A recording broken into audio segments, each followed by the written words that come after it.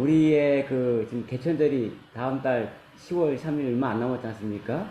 그 개천절 즈음에서 또 이러한 이야기를 같이 나눌 수 있게 돼서, 우리 또 조상님들이 또 보이지 않게끔 이렇게 많은 도움을 주고 있는 것 같다. 뭐 이런 느낌도 들고요. 제가 이제 강의를 준비하면서, 이건 제 프로필인데, 뭐 이거는 뭐 참 넘어가고요. 뭐부터 이야기를 시작할까 하다가 엘빈 토플러부터 한번 시작을 정했어요. 많이 잘 아시잖아요. 제3의 물결이라고 하는 책으로 정말 유명해지신 분이죠. 미래학자이시고, 이 1980년도에 제3의 물결이라고 하는 책을 이분이 써냈어요. 당시에 이게 나왔을 당시에는 이렇게 큰 각광을 못 받다가 좀 시간이 지나면서 엘빈 토플러가 얘기한 것들이 이제 맞아 들어가면서, 특히 이제 제3의 물결인 정보화 혁명이 막 일어나면서, 그러면서 이제 엘빈 토플러가 굉장히 유명하게 됐죠. 이 책에서 나오는 내용을 좀 보면, 인류 사회는 제2물결로 불리는 농업혁명을 수천 년에 걸쳐서 이루어왔고, 그 다음에 2물결이 왔다. 2물결은 산업혁명인데, 산업혁명은 300년밖에 걸리지 않았다. 더 빨라져요. 제3물결은 정보화 혁명인데, 이것은 20년에서 30년 이내에 이루어질 것이다. 1980년도에 이 책을 쓰면서 정보화 혁명이 올 것인데 30년, 20년, 30년 안에 끝난다. 그러면 언제예요? 1980년에서 20년이면 2000년이고 2010년이죠. 맞았잖아요. 2010년 안에 다 끝났잖아요. 지금 정보화 혁명이 다 끝났고. 그래서 이것이 나오면서 엘빈 토플러의 통찰력이 참 뛰어나다. 이런 이제 각광을 받게 됐던 거죠. 그 다음에 1990년도에 이분이 책 한 걸 또 써요. 뭐냐면 권력의 이동이라고 하는 책을 써요. 이 책에서 이제 이어서 나오죠. 제1물결 시대에는 권력이 무력이었다. 그리고 제2물결일 때는 권력이 금력이었고, 제3물결일 때 권력은 지식이다. 그래서 권력의 이동에 대한 책을 1990년에 써내요. 그리고 그 뒤에는 이분이 책을 쓴 건 없어요. 책을 쓴 건 없는데 인터뷰를 했어요. 막 물어볼 거 아닙니까, 기자들이. 다음 어떻게 될 거냐. 막 물어봤을 때 엘빈 토플러가 제3물결은 언제 오냐 이렇게 물어봤어요. 기자가 2006년도에 기자가 물어봤는데, 당시에 이분이 제4물결은 속도와 공간의 혁명의 변화가 올 것이다, 이렇게 예측을 했어요. 속도와 공간 혁명의 변화가 올 것이다. 제가 이제 이거를 지금에 와서, 지금 현재가 제4물결 시대잖아요. 지금에 와서 이것을 보면은, 당시 엘빈 토플러는 공간의 혁명을 이제 우주 왔다 갔다 하는 거, 이런 걸 생각해서 공간이 넓어진다, 공간의 혁명이 일어날 것이다, 이렇게 이제 예측을 했는데, 아직은 거기까지는 안 갔잖아요. 하지만 공간의 혁명이 지금 이루어지고 있죠. 뭐 때문에? 인공지능 때문에. 인공지능에 의해서 지금 엄청 속도가, 뭐 양자 컴퓨터 얘기가 아직 이제 지금 진행 중에 있지만, 엄청나게 지금 속도가 빨라지고 있잖아요, 세상이. 컴퓨터, 인공지능으로 나오면서. 또 공간혁명이라는 건 제가 볼 때는 가상현실이죠. 이 가상현실 세계가 벌어지면서 가상공간이 무한정으로 지금 벌어지고 있어요. 그래서 앞으로 이제 우리는 가상현실에서 쇼핑도 할 것이고, 지금도 하고 있지만, 실제 거기에 이제 가상공간에 저기 가게도 만들고, 또 캐릭터 옷도 입고 나서 뭐 거기서 강의도 하고, 뭐 학교도 거기 갈 것이고, 막 이런 얘기가 나오잖아요. 아마 10년 이내로 아마 일어나지 않을까 싶어요, 이런 일들이. 자, 이렇게 보면은 속도와 공간의 혁명의 변화가 지금 급격하게 일어나고 있다, 이렇게 볼 수 있어요. 지금 사물결 시대라고 좀 볼 수 있죠. 그러면 여기까지가 지금 현재 진행형이에요. 그럼 우리 오늘 주제가 미래교육이지 않습니까?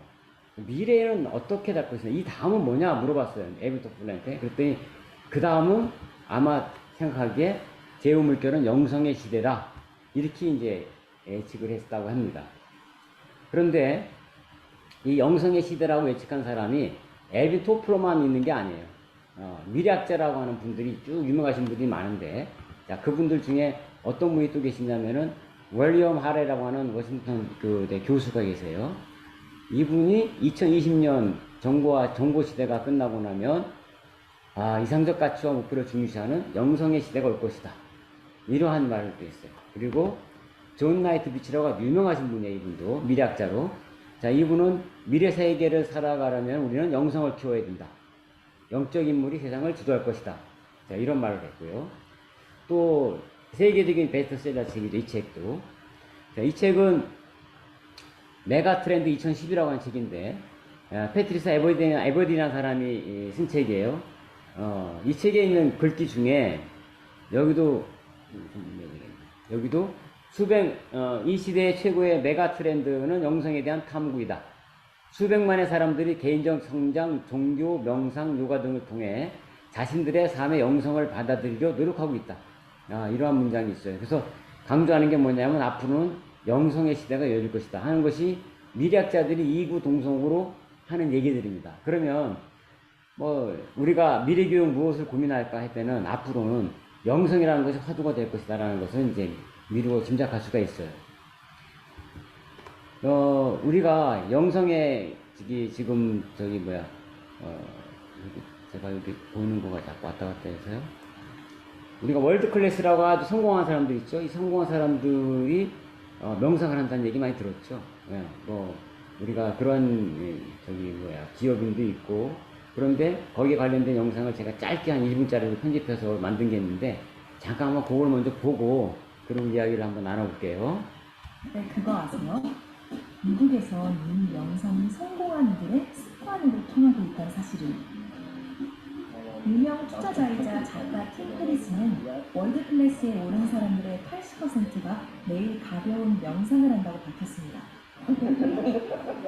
토크쇼의 여왕 오프라 윈프리부터 Well, the one thing I want to continue to do is to center myself every day and make that a practice for myself, because I am 1000% better when I do that. 세계적 석학 유발 하라리, 그리고 빌 게이츠도 모두 명상을 한다고 알려져 있죠. 사실 명상은 숨 가쁘게 돌아가는 고시인들에게 더욱 필요합니다. 예를 들면 실리콘밸리 같은 데서 구글에서 만든 영상 기반 리더십 프로그램이 열풍을 일으킨 것도 그 때문이죠. 최근엔 우리나라의 대기업들도 영상 프로그램을 앞다투어 도입하고 있습니다. 산과 바다에 둘러싸여 멋진 경치를 자랑하는 이 건물 역시 한 대기업에서 직원들을 위해 지은 명상센터입니다. 층층이 쌓여있는 건물과 커다란 창이 인상적이죠. 이곳에 온 직원들이 할 일은 오로지 지금 이 순간 내 앞에 펼쳐지는 현상과 감각에만 집중하는 겁니다. 걸을 때 느껴지는 발바닥의 감촉, 코끝을 스치는 냄새, 그리고 소리에 귀를 기울이는 거죠. 자, 잘 보셨나요? 맨 마지막에 나왔던 회사가, 잘 아시겠지만 삼성이죠. 네.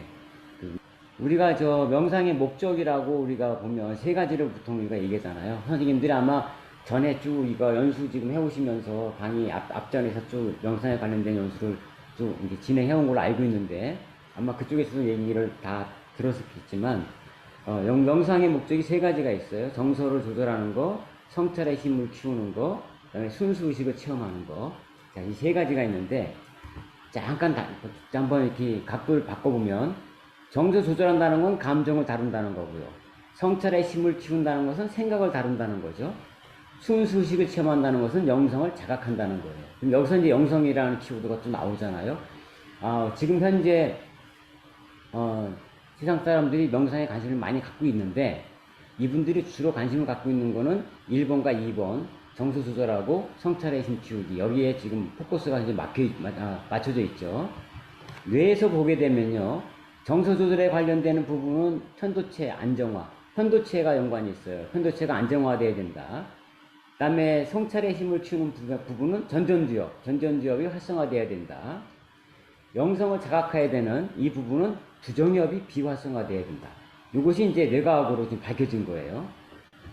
그런데 아까도 얘기했지만 지금 우리 사람들이 주로 관심 갖고 있는, 명상에 대해서 관심 갖고 있는 부분은 정서 조절하고 성찰의 힘 키우기, 이 두 가지가 주로 이제 많은 관심을 가지고 있어요. 그러면 앞으로 미래 키워드가 영성이니까 미래에도 훨씬 더 명상이 각광을 받겠죠. 왜냐하면 제 세 번째 영성을 자각하는 이 파트가 명상에 들어와 있기 때문에 미래에도 지금 계속 명상은 계속 또 각광을 받게 될 것 같습니다. 미국하고 영국의 학교에서 명상 교육을 시행하고 있다는 말씀 아마 들었을 거예요. 그리고 지난 7월 달인가 뉴스에 나왔죠. 우리나라에 2025년 내년부터 초중고에서 명상 교육이 시범으로 적용될 계획이다. 정서 조절을 위해서 명상 교육을 하겠다. 이렇게 지금 학교에 지금 명상 교육이 이제 들어오게 되는 이러한 지금 변화가 일어나고 있죠.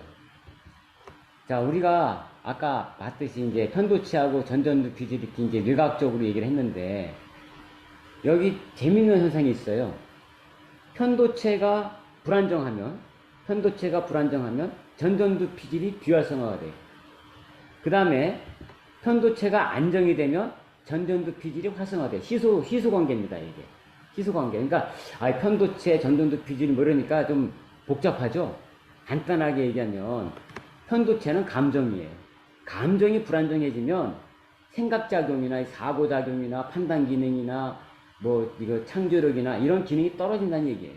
그리고 감정이 안정화되면 사고나 분석적인 거 판단, 그 다음에 창조력 이런 모든 이런 기능이 생각적인 작용 기능이 활성화된다는 거죠. 이렇게 얘기하니까 우리가 당연히 우리가 일상생활에 경험했던 건데 이렇게 알잖아요. 그죠? 이것을 이제 뇌를 가지고 연구를 해봤더니 편도체가 나오고 전전두 피질이 나오고 이렇게 얘기해야 되는 거죠. 근데 굉장히 중요한 포인트가 있어요. 왜냐하면 아이들 보면 사람은 네 가지 유형으로 우리가 구분할 수 있어요. 어른도 물론 그렇지만 애들은 더 심하겠죠. 편도체가 안정화되어 있으면서 전전두 피질이 활성화되어 있는 애가 있어요. 우수한 학생일 거예요. 이 학생은 편도체도 안정화되어 있으면서 전전두 피질이 활성화되어 있으니까 공부도 잘할 거예요. 감정 조절도 잘 되고. 반대로 편도체가 불안정하면서 전전두 피질도 비활성화되어 있어요. 이러면 이 학생은 감정적이면서도 학습 능력도 떨어질 거예요, 아마. 그런데 이런 중간형이 있어요. 뭐냐면 편도체는 안정화가 됐어요. 편도체는 안정화가 됐는데 그럼 전전두 피질이 활성화가 되는데 전전두 피질이 또 비활성화가 돼 있어요. 이런 학생들은 편도체가 안정화됐으니까 이 대인관계는 좋아. 대인관계 좋은데 전전두 피질이 비활성화 됐으니까 학습 능력은 좀 떨어져. 공부 잘 안 해. 이런 아이들이죠. 또 이런 애가 있겠죠. 편도체는 불안정해. 그래서 감정적으로 막 기복이 있어요. 막 분노 조절 안 되고. 그런데 전전두 피질은 또 활성화가 돼 있어. 근데 얘가 학습 능력은 좋아. 그래가지고 또 공부는 꽤 잘해. 이런 경우가 지금 한 네 가지 유형으로 이렇게 우리가 나눌 수가 있어요. 아주 잘 보면 아마 이렇게 떠오르는 애들도 있을 거예요. 그 특성에 맞춰가지고 얘는 지금 편도체가 지금 불안정하구나. 그러면 편도체 안정화시키는 훈련을 시켜야 돼요. 그래서 봤는데 얘는 편도체는 안정화된 것 같아. 근데 전전두 피질이 활성화가 안 돼가지고 학습 능력이 떨어지고 뭐 끈기도 없고 잘 뭐 공부하는데 약간 뭐 집중력 떨어지고 막 이래. 이 학생은 전전두 피질을 활성화시키는 훈련을 시켜줘야 됩니다. 자, 이런 식으로 학교에서 아이들을 우리가 보면서 어떻게 코칭을 해야 될지 우리가 판단할 수가 있어요. 그런데 일반적인 경우를 봤을 때 우리가 이제 순서가 참 중요한 부분이 있는데요. 자동차가 있어요. 자동차에서 우리가 브레이크하고 엑셀이 중요하잖아요.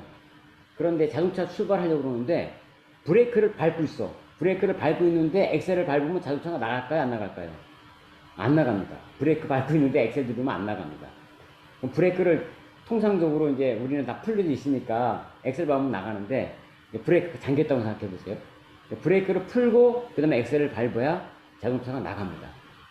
여기서 브레이크 역할을 하는 게 뭐냐면 우리 뇌에서 브레이크 역할을 하는 게 편도체예요. 그러니까 감정은 브레이크 역할을 해요. 그래서 편도체가 안정이 된다는 얘기는 브레이크가 풀린다는 얘기예요. 그런데 이 엑셀은 뭐냐? 나가야 되잖아요. 엑셀은 전전두엽이에요. 그래서 전전두엽이 활성화되면 엑셀 밟는 거예요. 그러니까 편도체가 안정화됐어. 브레이크 풀었어. 그리고 전전두엽이 활성화됐어. 그러면 엑셀 밟고 차가 확 나가죠. 그런데 편도체는 안정화됐어요. 브레이크는 풀렸어. 브레이크는 풀렸는데 엑셀을 안 밟아요. 그럼 어떻게 돼요? 브레이크는 풀었지만 엑셀이 안 밟았기 때문에 차는 어떻게 돼요? 그냥 공회전 하는 속도만큼 달달달달달달 하고 천천히 굴러가겠죠. 이런 식으로 우리가 뇌도 이런 기능을 우리가 잘 확인을 해봐야 되죠. 그런데 그러면 편도체를 안정화시킨다 하는 것은 뭘까? 감정이라고 했잖아요, 편도체는. 그러니까 감정을 정화시키고 감정을 이완시키고 이렇게 해주는 게 편도체를 안정화시키는 거예요. 그리고 전동적으로 활성화시킨다는 것은 뭐냐? 이것은 자기조절력을 높이고 끈기를 높이고 집중력을 높이고 대인관계를 좋게 하고 소통력을 좋게 하고 문제 해결력, 창의력을 좋게 하고 이런 게 전부 다 전동적으로 활성화됨으로 생기는 그런 결과입니다. 이게. 그러니까 우리가 학습 능력에 해당되는 파트는 어디예요? 전동적으로 활성화되면 학습 능력이 좋아지겠죠. 그런데 뭐가 선행이 된다고요? 편도체가 안정화가 되지 않으면 전동적 활성화가 되기가 어렵다. 왜? 브레이크를 밟기 때문에. 그럼 먼저 뭐가 해야 된다? 편도체 안정화시키는 거를 먼저 해줘야 된다. 그러면 편도체를 안정화시키려면 어떤 활동을 해야 되느냐? 어떤 활동을 해야 되느냐? 선생님들 아마 앞에 연수들을 쭉 들으시면서 아마 배우셨을 거예요. 신체 활동을 하셔야 됩니다. 신체 활동. 신체 활동을 하면 우리가 감정 조절이 된다 이런 거 경험적으로 많이 알잖아요.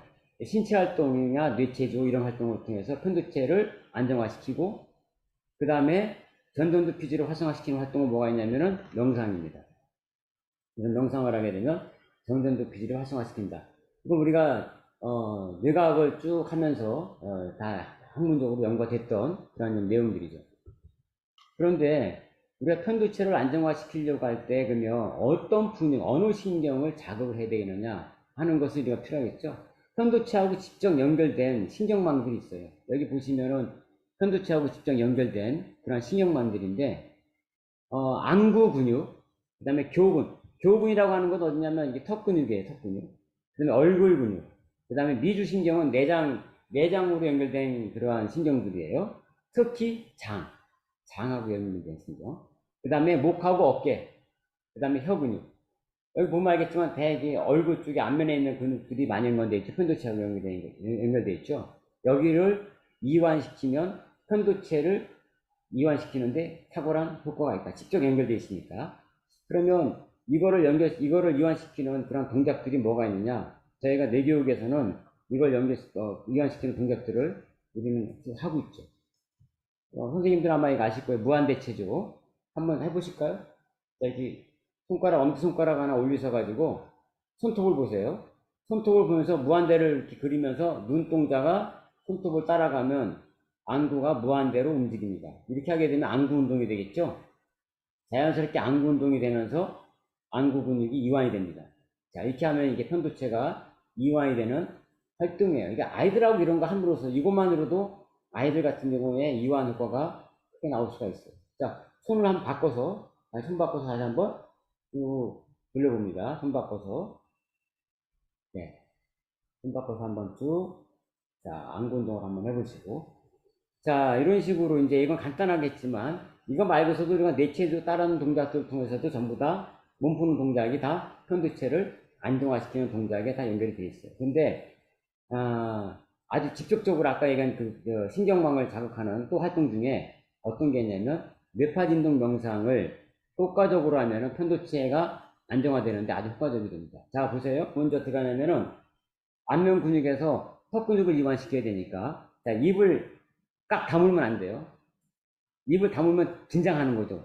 입을 딱 벌리고 웃으세요. 입 벌리고 이렇게 미소를. 그럼 턱이 벌어지고 안면은 웃으니까 안면 근육이 이완이 되죠. 그리고 목은 어때요? 목하고 어깨는 뇌파진동 할 때 고개 흔들죠. 도리도리 하죠. 이렇게 흔들면은 여기가 이완이 되죠. 자, 미주신경 이완합니다. 아랫배를 살짝 주먹 쥐고 아랫배를 두들기세요. 아랫배를 싹 두들기세요. 그러면 장이 자극되면서 장이 풀리면서 미주신경이 이완이 되면서 편도체가 이완이 됩니다. 이게 엄청 편도체 이완시키는데 종합적으로 하는 동작이에요. 자, 이 동작 선생님들도 많이 해보셨잖아요. 자, 이 동작 하면서 한번 잠깐 한 1분 정도만 한번 뇌파진동 영상을 잠깐 해보실 텐데 눈을 살짝 감으시고 입꼬리 올리시고 입 살짝 벌리시고 그 다음에 아랫배를 두들기시면서 자, 한번 한번 뇌파 진동 검사 한번 해보겠습니다. 자, 소리에 한번 쭉 집중하시고, 싱잉봉 소리에.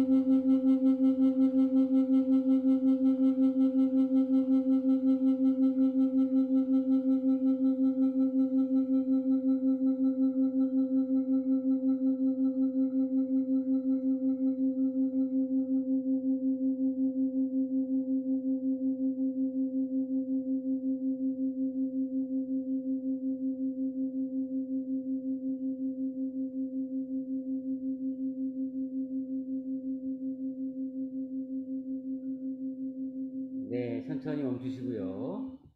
네, 지금 이거 한 1분 한 15초 정도 했습니다. 네, 굉장히 긴 것 같죠? 1분 15초 같습니다. 자, 제가 올해 5월달 기사를 한번 이렇게 검색하다 보니까, 좀 재밌는 기사가 나왔어요. 어떤 기사냐면은, 우리가 인공지능이, 우리가 하는 생각작용이나 이런 생각에 굉장히 일을 대신해주고, 상호작용, 판단이나 이런 거 하는 거, 또 이런 것들 잘 해주는 거는 알고 있는데, 감정의 영역도 인공지능이 할까? 이런 의구심이 있었어요. 근데 놀랍게도 감정도 인공지능이 감정도 복제를 하는 그러한 수준까지 왔다는 기사예요. 자, GPT-4라고 하는 게 지금 개발이 됐는데, 6살 정도 수준의 어린 나이에 감정을 읽을 수 있는 것이 지금 개발이 됐다고 하고요. 그리고 또 다른 단체에서는 성인들 대상으로 실험한 거예요. 그 인공지능하고 누가 더 감정을 잘 파악하는가 했더니 성인 인간들보다도 훨씬 더 낫더라 하는 그러한 연구 결과도 나왔어요. 그리고 얼굴 표정을 보고 비언어적인 거잖아. 얼굴 표정 비언어적인 표현을 보고서 감정을 읽어내는 것들도 지금 AI가 지금 그걸 하고 있더라. 이러면은 지금 우리가 지금 이제 이거 사람만이 갖는 고유의 능력이겠다라는 것들도 이제 생각, 감정이지 않습니까? 그 두 가지가 다 지금 인공지능이 인간보다 월등히 더 지금 이제 추월할 그런 날도 멀지 않았다 하는 그러한 느낌이 들어요. 그걸 이제 예언한 또 분이 계시죠. 이분은 커즈와이라고 하는 분이에요. 커즈와이. 근데 이분이 뭘로 유명하냐면 특이점이라는 말을 해서 유명해졌어요. 이분이 어떤 얘기를 했냐면 2045년에 지금 한 20년 남았죠? 2045년에는 특이점이 올 것이다. 인공지능이 인류의 모든 지성을 합친 것보다도 더 뛰어난 초인공지능이 컴퓨터가 나올 것이다. 그러면은 이 얘기는 뭐냐면 인공지능이 인간의 능력을 넘어선다는 거예요. 모든 면에서 인간의 능력을 넘어서는 인공지능이 2045년이면 출현할 것이다. 이 양반이 이제 이런 얘기를 한 거예요. 그런데 이 예측이 더 빨라지면 빨라지지 더 늦어지진 않는다고 보는 거예요. 굉장히 지금 속도가 빨라졌기 때문에. 자, 그러면은 우리가 또 이거 생각해 볼 게 있어요. 인공지능이 인간의 뇌를 지금 막 대체하고 있는데 그러면 사람은 뭘 해야 되지? 인간의 가치, 인간의 존재 가치는 뭐지 그냥? 인공지능하고 경쟁해야 되는 건가? 이 문제가 지금 굉장히 이제 혼란이 되잖아요. 인간이 가지고 있는 기능이 있죠. 인간이 가지고 있는 기능이 아까 우리가 명상할 때 3가지 목적 중에 뭐가 있었어요? 정서조절, 그 다음에 생각 다루기, 성찰 기능, 그 다음에 마지막이 뭐예요? 영적 자각이라고 했잖아요. 생각과 감정까지 인공지능이 지금 인간을 추월하는 단계까지 왔어요. 근데 아직 학자들이 지금 본 거에는 영성 부분은 인공지능이 할 수가 없다. 그거는 지금 인간의 영역을 밖엔 할 수가 없다 하는 것이 현재까지 결론이고 앞으로도 아마 쉽지 않을 거예요. 영성 부분은. 그렇기 때문에 그럼 인간이 더욱더 지금 우리가 초점을 맞춰야 될 부분은 뭐냐면, 영성 부분에 관련된 것이 지금 인공지능 시대 오면서 훨씬 더 부각되어지고, 인간다움이란 무엇이냐 할 때 영성이라고 하는 부분이 더 주목받을 수밖에 없다. 이렇게 가지는 거예요. 그래서 우리가 오늘의 주제죠. 미래 교육의 키워드가 뭘까? 우리 미래 교육의 키워드는 당연히 영성이죠. 그러면 영성이라고 하는 것이 우리가 어떤 거냐? 이 문자 사전적 의미인데 나온 거 보니까 뭐 신령한 품성이나 성질 이렇게 돼 있더라고요. 신령한 품성이나 성질. 이걸 두 글자로 줄이면, 신령한 품성이나 성질을 두 글자로 줄이면, 이게 지금 온라인이래 가지고 이게 오프라인에서 지금 소통이 안 되는데, 온라인에 소통이 안 되는데, 오프라인 같으면 좀 막 이렇게 소통하면서 하면 이게 좀 더 훨씬 더 에너지가 좋을 것 같은데요. 예, 두 글자로 줄이면은 이게 신성이라고 볼 수 있죠. 네. 그럼 영성과 신성은 같은 말이라고 보면 돼요. 말은 다르지만 같은 의미를 지금 가지고 있다. 풀이해 놓은 걸 보면 그렇죠. 그러면 우리가 중요한 키워드가 영성 또는 신성이 미래 교육에 굉장히 중요한 키워드가 될 수밖에 없다. 이렇게 보는 거예요. 자, 이제부터 조금 이제부터 이제 조금 약간 좀 중요하면서도 좀 중요한 얘기를 한번 하려고 합니다. 양자역학적 개념을 약간 우리가 지금 양자역학이 지금 우리가 다 사용하고 있는 거잖아요, 지금. 물질이 어떻게 만들어졌느냐? 양자역학적인 관점에서 물질이 어떻게 만들어졌느냐? 물질은 양자장이라는 것은 뭐냐면 파동과 그다음에 파동에서 입자가 생기고 막 이런 거예요. 그러니까 여기서 쭉 밀도가 높아지면 입자가 나온다. 그 입자들이 뭉치면 물질이 된다. 이게 지금 양자역학에서 우주를 설명하는 그런 이론이죠. 그러면 이 양자장이라고 하는 것이 이 우주 전체가 다 양자장이에요. 자연체 이제 그 양자장 안에는 파동이 있는데 그것은 생명의 파동이 관해 있고요. 파동은 눈에 보이지 않잖아요. 이 양자장이라고 하는 데서 사람이 생길 때, 물질이 생길 때 파동의 형태로 쭉 오다가 이것이 입자화된 게 몸이란 말이에요. 그런데 이 입자가 만들어지기 전에 어떠한 하나의 의식적인 파동의 의식이 있는데 그걸 사람이 순수한 의식이라고 얘기를 해요. 그냥 모르니까 무슨 의식이 의식인데 순수한 의식이라고 얘기를 해요. 그리고 또 어떤 사람들은 좀 더 부여 설명을 해서 순수한 알아차리는 의식이다 이렇게 얘기를 해요. 그러면 우리가 양자장이라는 곳에서 순수한 알아차리는 순수 의식이 있고 거기서부터 몸하고 같이 거의 비슷한 동시에 거의 몸하고 이게 만들어지죠. 자, 이 얘기를 제가 왜 하냐면은 우리가 어린아이 때를 한번 생각해 보세요. 어린아이 때 아이가 태어났어요. 태어나가지고 아이 눈앞에다가 뭘 보여주냐면 꽃을 딱 보여줘요. 그러면 뭐가 있는지 이렇게 알아봐요. 그죠? 핸드폰을 보여줘도 뭐가 있는지 알아봐요. 근데 애가 이제 저게 꽃이다 핸드폰이다는 건 몰라요. 왜? 저걸 꽃이다라고 언어를 배운 적이 없고 핸드폰이라고 언어를 배운 적이 없어요. 뭔가 있어 하여튼. 뭔지는 모르지만 알아차리는 그러한 것들은 우리가 능력을 가지고 있잖아요. 이것을 순수한 알아차리는 의식이라 얘기를 하는 거예요. 그러면 누구에게나 다 이건 있잖아요. 이 순수하게 알아차리는 의식은 우리가 태어나면 다 가지고 있는 거니까요. 자, 그러면 먼저 우리가 뭐가 있어요? 양자장에서 순수한 알아차림이 있고 그와 동시에 몸이 만들어졌고, 자, 우리가 이제 쭉 한번 우리가 좀 따져보는 거예요. 그 다음에는 어떻게 되겠어요? 이제 말을 가르치죠. 이거는 핸드폰이야, 이건 꽃이야, 저거는 엄마야, 아빠야, 이건 하면 안 돼, 이건 해야 돼, 이건 뭐야, 저건 뭐야, 어떻게 막 얘기를 하잖아요. 이걸 들으면서 우리의 뇌 속에 기억이 저장돼요. 계속 정보가 들어가죠. 기억이 저장돼 가지고 파일이 만들어져 가지고 쫙 저장되고, 그러면 그 기억들이 저장된 것을 관리해 주는 게 필요하잖아요. 컨트롤 해주는, 그 관리하는 자아가 만들어집니다. 이게 기억자예요. 이거 지금 제가 얘기하는 것들은 저희가 뇌과학적으로 학자들이 연구해서 나온 이야기들입니다. 그러면 이 기억자가 만들어졌어요. 그럼 기억자가 만들어졌어요. 그러면 이제 어떤 게 일어나요? 생각을 하게 되죠. 분별하게 되죠. 판단하게 되죠. 이때 기억자가 만들어진 상태에서 딱 핸드폰 보여주잖아요. 그러면 딱 보자마자 핸드폰 그래요. 꽃 보여주잖아요. 아, 꽃 딱 그래요. 이게 그래서 보통 학자들이 말할 때 이렇게 말하는 게 기억자가 형성되는 게 3살 때부터 그러고 해요. 3살 이후부터 쭉 만들어진다고 그래요. 그러면 우리가 여기서 알아볼 수 있는 게 뭐냐면, 원래 순수하게 알아차리는 의식이 먼저 있었고, 그 다음에 그걸 바탕으로 해서 뭐가 만들어져요? 기억이 만들어지고, 그 다음에 기억자가 만들어져가지고, 그 다음에 생각이나 판단하는 분별의식이 나오는구나. 발생 순서를 지금 말씀드리는 거예요. 순서를. 자, 이렇게 우리가 아까까지는 쉽게 알겠죠? 자, 그럼 여기서 우리가 어떤 걸 한번 생각해 볼까요? 순수한 알아차리는 의식은 물로 따지면 아주 오염이 하나도 안 된 맑은 물이에요.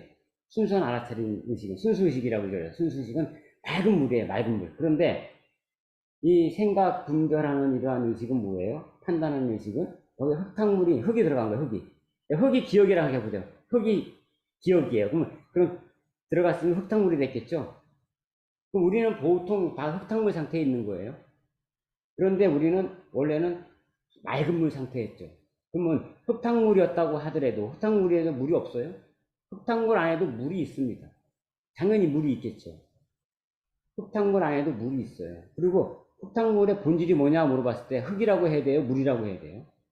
흙탕물도 본질은 물이에요. 우리는 근데 그걸 잊어버리고 있다는 거예요. 제가 이제 그 말을 뒤에 다시 말씀을 드릴게요. 여기까지 한번 보시고.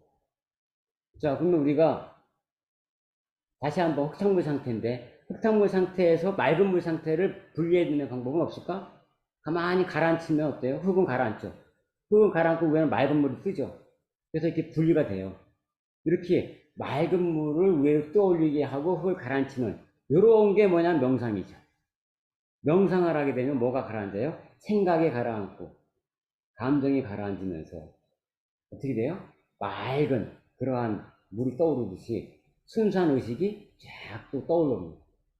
그래서 명상을 하게 되면은 우리가 뭘 체험하게 되면 순수한 의식을 체험하게 돼요. 이게 처음에 우리가 아기 때 있었던 순수한 알아차리는 그 순수한 의식을 우리가 체험하게 됩니다. 이게 이제 중요한 이유가 있어요. 이게 왜 중요하냐면은 이제 뒤에 이어서 얘기를 하면서 가도록 하겠습니다. 지금까지 얘기한 거 과학적인 용어로 했어요. 이 과학이 몇 가지 연구해가지고 밝혀낸 거예요. 그럼 전통적인 방법에 이제 우리가 해석해보죠. 과학이 만들어 놓은 것을 우리가 지금까지 해왔던 전통적인 용어로 바꾸면 양자장은요, 하나님입니다. 우리가 지금까지 쭉 옛날부터 전통적으로 했던 용어로 따지면 그게 하나님이고, 순수한 의식, 순수한 알아차리는 의식은 그게 신성이에요. 그 말이 그 말이에요. 똑같은 말이에요. 말만 다를 뿐이죠. 그 다음에 몸이 있고요. 그 다음에 우리가 생각작용하고, 그 다음에 분별하는 의식하고 이런 것들이고, 그 다음에 우리가 기억의 자아라고 했죠. 아까 기억자. 기억자가 뭐예요? 그것이 에고입니다. 그래서 생각과 분별의식, 기억자 통틀어서 에고라고 해요. 이렇게 말하니까 뭔가 우리가 많이 듣던 얘기하고 과학적인 용어하고가 매칭이 되잖아요. 제가 이걸 한번 정리를 해봤어요.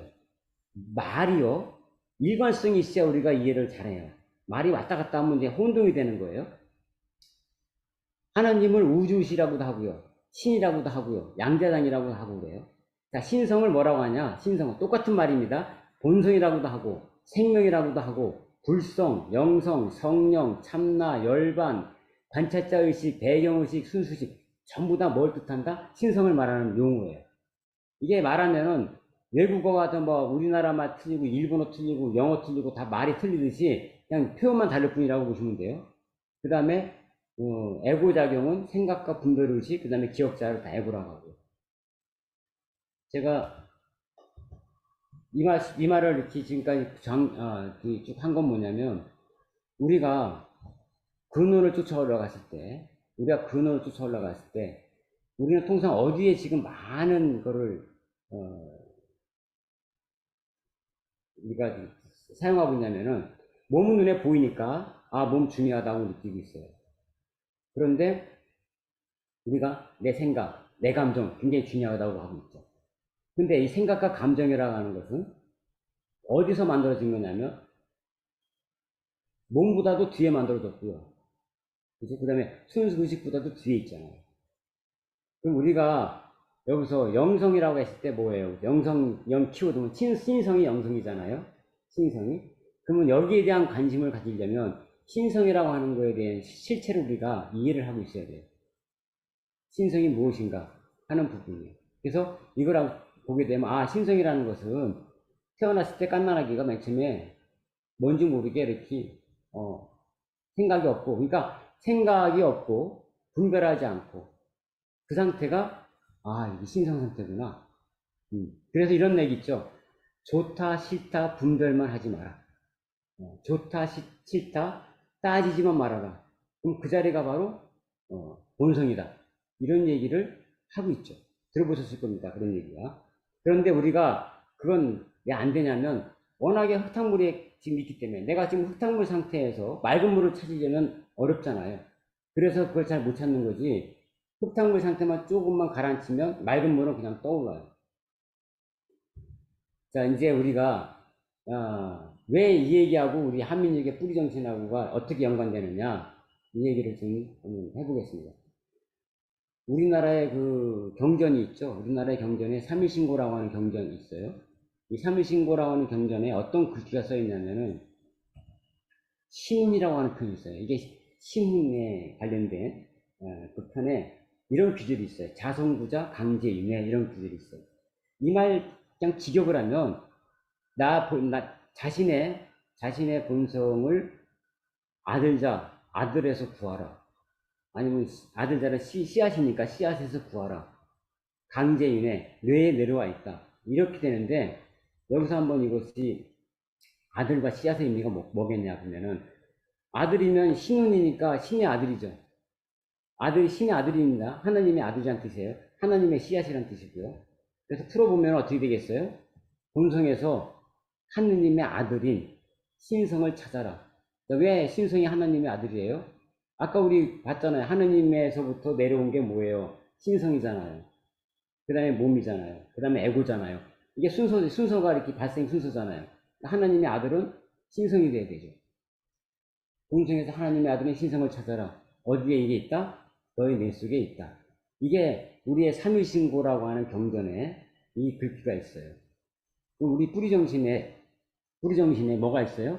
아, 신성 얘기도 나오고, 하나님 얘기도 나오고.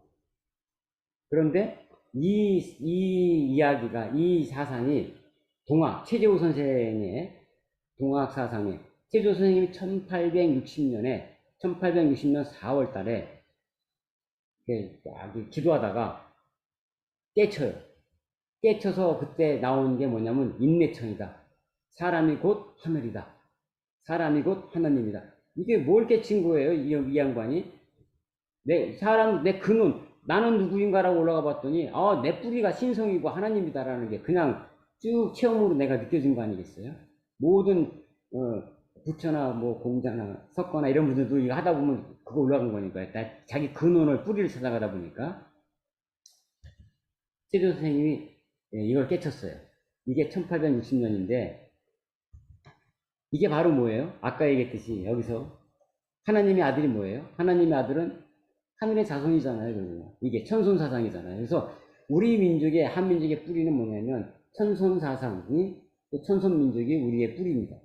이것이 동학까지 내려온 거죠. 그래서 우리는 천손사상 가진 천손민족이다 하는 것이 우리가 가지고 있는 우리의 뿌리라고 볼 수 있어요. 그 다음에 여기서 질문을 던져보면 천손이냐 아니냐 하는 것을 난 천손인가 아닌가라는 것을 질문을 던질 때 나는 누구인가라고 하는 질문을 던져보면 되는 거예요. 나는 누구인가? 나의 본질, 나의 뿌리는 무엇인가? 나는 누구인가라고 쭉 올라가 보면 뭐가 맞나요? 쭉 올라가 보면 나는 신성이다. 나는 순수하게 알아차리는 의식이다. 그 다음에 거기는 어디서부터 왔다? 양자장에서 내려왔죠. 양자장이 하나님이잖아요. 그게 다른 말로 하늘이고, 이게 나는 누구인가라고 하는 내가 질문 던졌을 때 내가 신성이구나, 내가 하나님이구나, 내가 하늘이구나 라고 하는 안에서 내가 인정이 되어지면 맞아 라고 내가 그냥 생각으로 되는 게 아니라 당연히 그렇지 라고 한치의 의심이 안 들고 인정이 되어지면 그걸 우리 민족은 뭐라고 했냐면 그렇게 된 상태를 천손이라고 부르는 겁니다. 그게 천손이에요. 하늘의 자손이라는 거예요. 그 기준이 뭡니다. 나는 누군가 했을 때 내가 하늘이고 내가 신성이다라고 하는 것이 당연해. 그렇게 한치 의심이 안 들어. 딱 그러면 천손이에요. 이렇게 됐을 때 광복이 됐다는 거죠. 우리가 광복절 8월 15일 날 광복절 기념하잖아요. 우리가 이제 일제시대 때 해방이 돼가지고 다시 빛을 찾았다 그래가지고 광복이라고 하는 용어를 썼어요.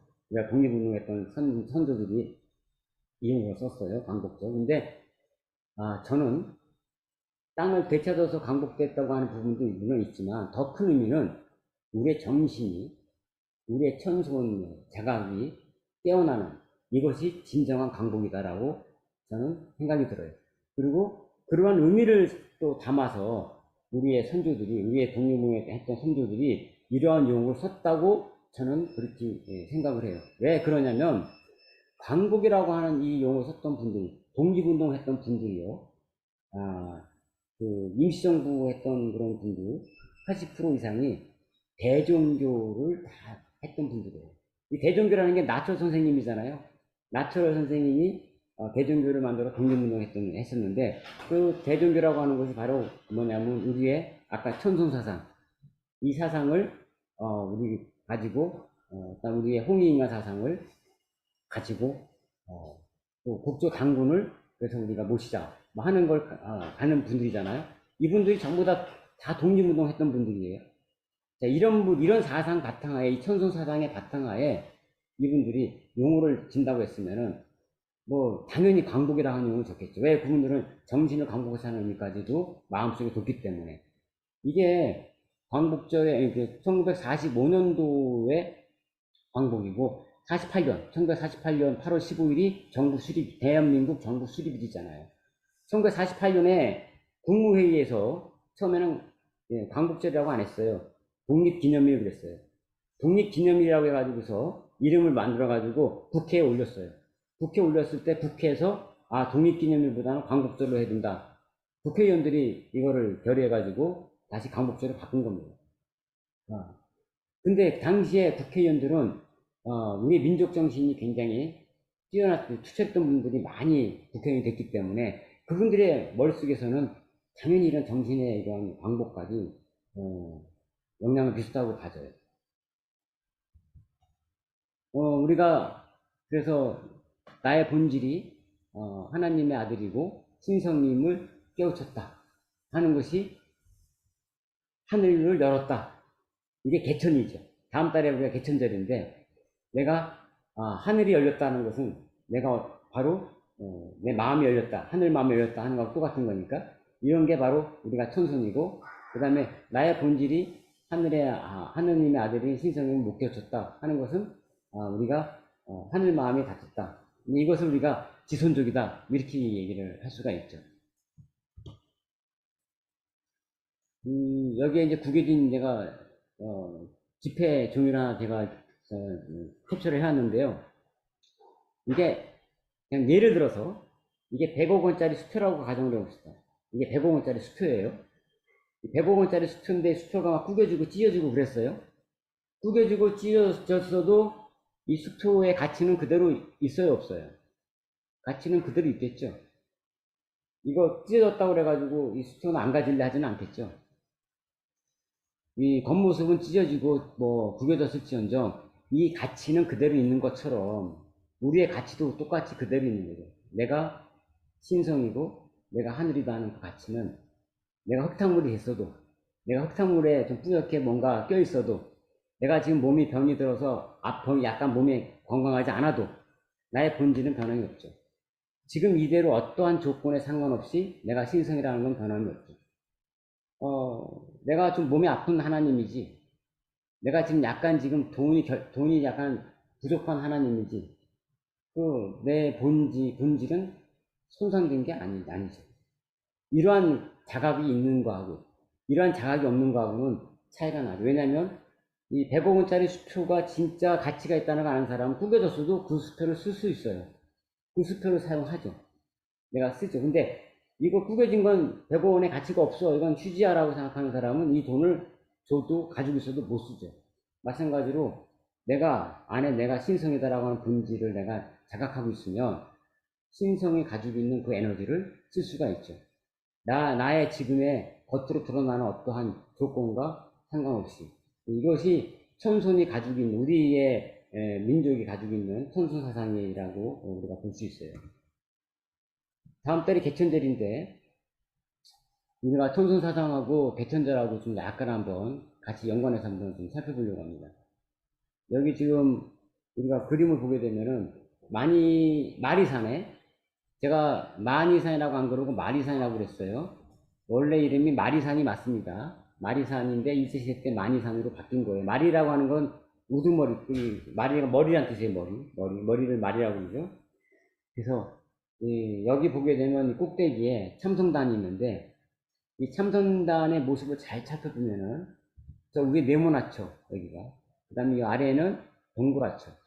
천원 지방 그러는데 네모난 부위가 위에 있고 동그란 부위가 아래에 있어요.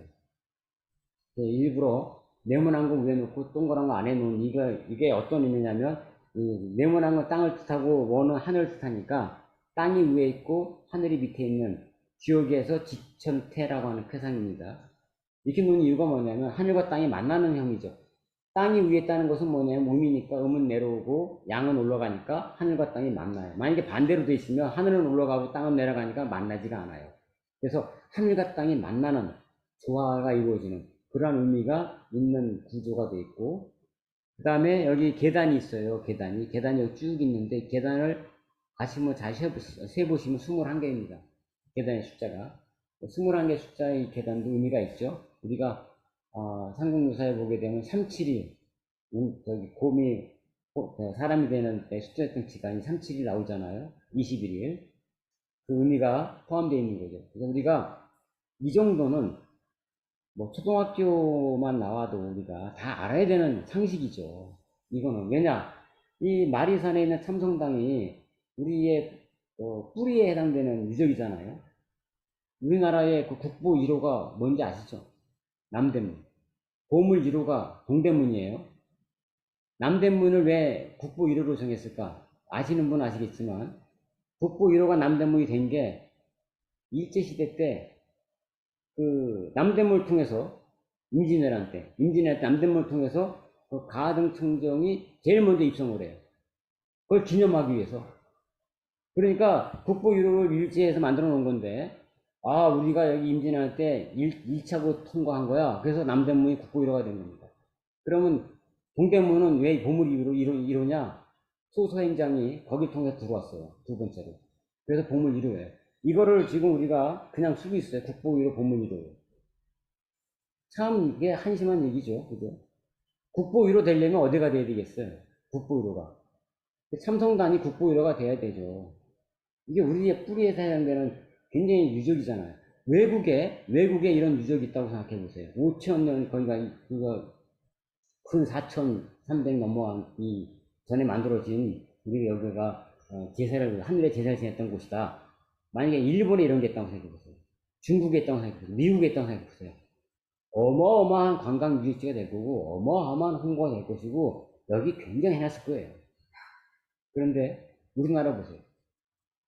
별로 여기 관심을 안 갖잖아요. 어디 있는지. 그러니 이 안에 뭐 천원 지방이니 뭐 여기에 지천택회가 되니 21개 계단이 있니 뭐니 아무도 몰라요. 관심 없으니까. 너무나 참 한심한 일이죠. 이런 게. 이런 거부터가 바뀌어져야 천손의 우리의 조상들 보기 참 부끄러운 거죠. 우리가. 이런 거부터 바뀌어져야 된다고 보는 거예요. 자, 개천절 한 번씩 또 한번 들어가 볼까요? 우리가 지금 제가 얘기하는 이 정도는 너무나 진짜 기초적인 사항인데 한번 보자고요. 개천절에는 두 가지의 용어를 우리가 볼 수 있어요. 신시, 개천. 그 다음에 조선, 개국. 이 두 가지가 개천절에는 합해져 있어요. 광복절에 해방이라고 하는 45년도에 1945년도에 해방이라고 하는 그런 의미와 1948년도에 정부 수립이라고 하는 의미가 같은 날에 두 가지 의미가 중첩되어 있듯이 개천절에도 똑같이 두 가지 의미가 중첩되어 있어요. 신시, 개천, 조선객. 날짜가 같은 날이라서 그래요. 10월 3일. 그러니까 두 가지 기념일이, 원래는 기념일이 달라야 되는데 기념일이 합해지는 거예요. 이게 신시개천은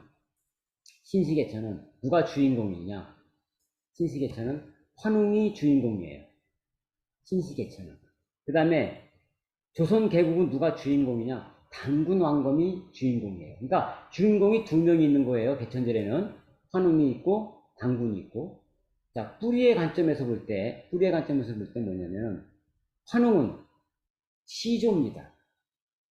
환웅은 시조라고 얘기를 해야 돼요. 우리의 시조는 누구냐 그럴 때 당군이요 그러면 틀린 겁니다. 조상의 시작이잖아요. 우리 조상의 시작. 시조는 환웅입니다. 그럼 당군은 뭐냐? 당군은 국조예요. 나라를 세운 처음이니까. 그러면은 국조 당군, 시조 환웅 이렇게 얘기하는 것이 비교적 합리적이라고 볼 수가 있어요. 시조는 뭐예요? 민족의 시작을 봐야죠. 우리 민족의 시작. 그 다음에 국조는 나라의 시작이다. 그래서 개천절에는 개국절하고 같이 혼재가 되어 있는 거예요. 이게 참 개천절, 개국절 이거 같은 의미가 혼재되어 있는데 의미가 더 어디가 커요? 개천절 의미가 더 크기 때문에 개천절로 하는 거예요. 우리가 광복절, 여기 독립기념일 두 가지 의미가 같이 있죠. 광복절, 독립기념일이 같이 있잖아요. 그런데 어디가 더 의미가 크다? 광복절의 의미가 더 크다고 보기 때문에 광복절로 그냥 있는 거예요. 근데 이걸 뭐 독립기념일로 바꿔야 되느냐, 뭐 건국기념일로 바꿔야 되느냐, 막 논란이 생기는데 참 그런 것들이 이제 이런 뿌리 정신이 약하면 뭐가 중요하고 뭐가 덜 중요한지를 구분을 못하니까 하는 이런 소리들이에요. 그래서 참 안타까운 게 많아요. 자, 삼국유사의 그 고조선조에 보게 되면 하나씩 한번 제가 쭉 살펴볼게요. 위서에 이르기를 지금으로부터 2000년 전에 당군왕검이 있어 아사다의 도읍을 정하였다. 나라를 개창하여 조선이라 하였다. 때는 중국의 요인구가 같은 시기였다라고 하였다. 자, 여기에 뭐가 나와요? 나라를 개창하여 조선 나오죠. 개국. 개국이라는 말이 삼국유사에 나오는 겁니다. 여기에. 다음에 고기에 다음과 같이 전한다. 옛날에 환인의 서자 환웅이 천하의 뜻을 두어 널리 인간 세상을 구하였다. 이게 이제 홍익인간이죠. 이 말이. 그리고 여기서 서자란 말은 뭐냐면 여기 장자 이외에 아들이 서자란 표현을 썼어요. 아버지가 아들의 뜻을 알고 삼위태백을 내다보니 인간을 널리 이롭게 할 만하였다. 이에 천부의 세계를 주며 가서 다스리게 하였다. 환인이 무리 3000명을 거느리고 태백산 정상에 신단수 밑에 내려와 신시라 하였다. 이가 환웅천왕이다. 그는 풍백, 우사, 운사를 거느리고 곡식, 수명, 질병, 형벌, 선악 등 무릇 인간의 360가지를 주관하여 세상을 다스리고 교화하였다. 제세2화라는 문구가 여기 나오죠. 여기에 신시 나오잖아요. 이게 뭐야? 개천이죠. 그러니까 삼국유사에 보면 조선 개국이 있고 신시 개천이 있단 말이에요. 그런데 우리는 이 말을 그냥 대충 알고 대충 이해하고 넘어가지 이렇게 구체적으로 우리가 살펴보질 하잖아요. 왜냐하면 관심이 없기 때문에. 개천은 어떤 뜻인가? 문자적으로 해석하면 당연히 뭐 하늘이 열렸다는 뜻이죠. 근데 이것을 의미적으로 보면 아까도 얘기했지만 어떤 의미가 되겠어요? 하늘의 마음이 열리는 거죠. 하늘의 마음이 열린다. 이 말에 대해서 우리가 다시 한번 또 생각해 보자고요. 하늘의 마음이 열린다는 것이 뭘까? 자, 하늘 마음이라는 것을 우리가 보면은 하늘은요 밝아요. 하늘은요 고요해요. 하늘은 편안해요. 하늘 보고 있으면 편안하잖아요. 하늘은 순수해요. 그리고 하늘은 변하지가 않아요. 그래서 하늘 마음에 나갈 때는 밝은 마음, 고요한 마음, 편안한 마음, 순수한 마음, 변하지 않는 마음. 이 마음이 하늘 마음입니다. 이 마음이 우리의 본래의 마음이다. 본성이에요. 그리고 이 마음이 하나님의 마음이라고 해서 신성이에요. 그리고 하나님이라고 합니다. 이것을 아까 우리가 봤던 이것이 신성이니까 뭐예요? 순수의식이라고 해요. 순수한 알아차린 의식이라고도 합니다. 이 마음을 관찰자 의식이라고도 하고 이 마음을 불성이라고도 하고 이 마음을 배경의식이라고도 하고, 다 다른 말로 하는 거예요, 이 마음. 그러면, 구름 마음은 뭘까요, 구름 마음은? 구름 마음은 하늘에 구름이 끼듯이, 우리 마음에 생각이 있고, 감정이 있고, 이런 마음들이 구름 마음이죠. 생각과 감정, 이런 느낌의 마음들. 자, 이건 변하죠. 생각도 변하고, 감정도 변하고, 변하잖아요. 변하는 마음이에요. 이 변하는 마음은 구름의 마음. 이것을 통상 우리가 에고라고 부릅니다. 그래서 우리는 두 가지 마음이 있어요. 하늘 마음이 있고 구름의 마음이 있어요. 그런데 이 하늘의 마음에서 우리가 쭉 나오는 게 어떤 마음이냐면 양심이에요. 하늘의 마음에서 나오는 마음이 양심이에요. 그 다음에 어떤 마음이라면 하늘에서 나오는 마음이 분별하지 않잖아요. 우리가 아이가 뭐 봤을 때 순수한 알아차리는 의식에 분별 안 했잖아요. 이거다 저거다 분별을 안 하잖아요. 그래서 무분별심이라고 그래요. 분별하지 않는 마음이다. 너와 나의 분별이 없어요. 이 양심의 세계에서는. 양심은 너와 나의 분별이 없어요. 그래서 네 양심, 내 양심 분별하지 않아요. 양심 똑같습니다.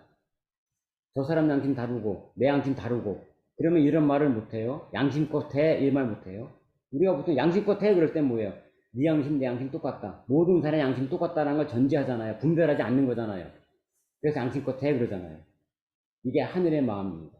하늘의 마음은 분별하지 않는 마음이에요.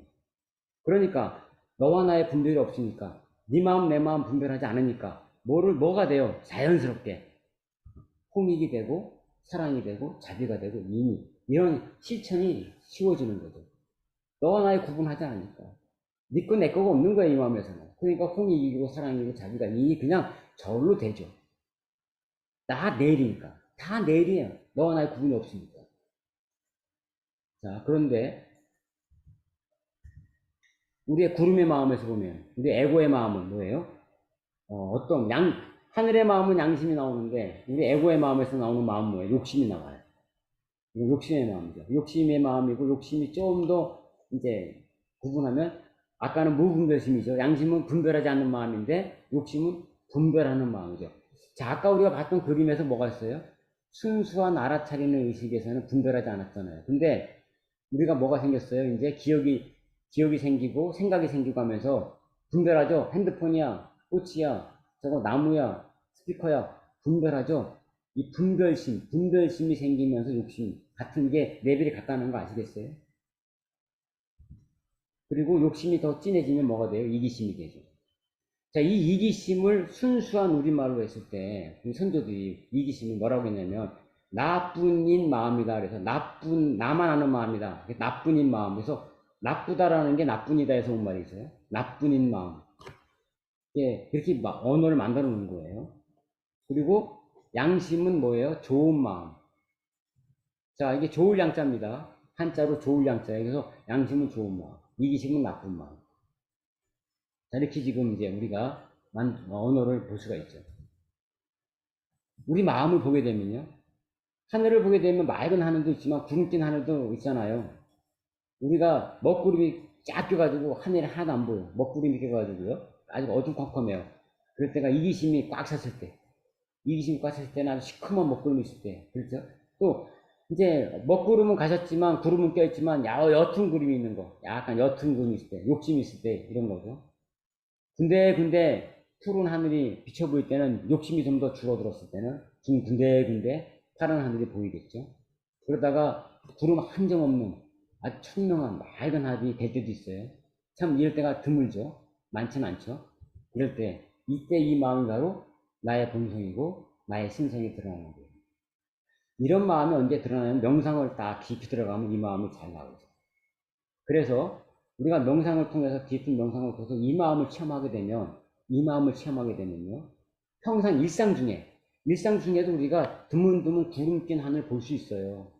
우리가 시커먼 먹구름만 있는 거 아니에요. 오히려 흰 구름이 떠다니는 하늘이 더 많아요. 우리가 일상생활에 보면은 생각과 감정의 구름이 흘러갔다가 살았다 합니다. 하지만 그 생각과 구름이 없을 때, 생각과 감정이 없을 때, 그냥 뚜렷하게 고요하게 비치지는 그 마음, 하늘이 항상 존재해요. 그런데 우리가 항상 구름에만 집중하고 있어요. 항상 생각에 집중하고 있고 감정에 집중하기 때문에 그 빈 하늘을 안 보기 때문에 그게 없다고 생각하고 모르고 있는 거예요. 그런데 우리가 원래 빈 하늘, 이러한 그 하늘을 우리가 체험을 하게 되면 일상생활 중에 지금도 마음만 먹으면, 관점만 바꾸면 그 하늘을 볼 수 있어요. 그 하늘을 내가 느낄 수 있어요. 지금도 언제든지. 그러면 내가 언제든지 항상 그걸 내가 자각할 수 있어요.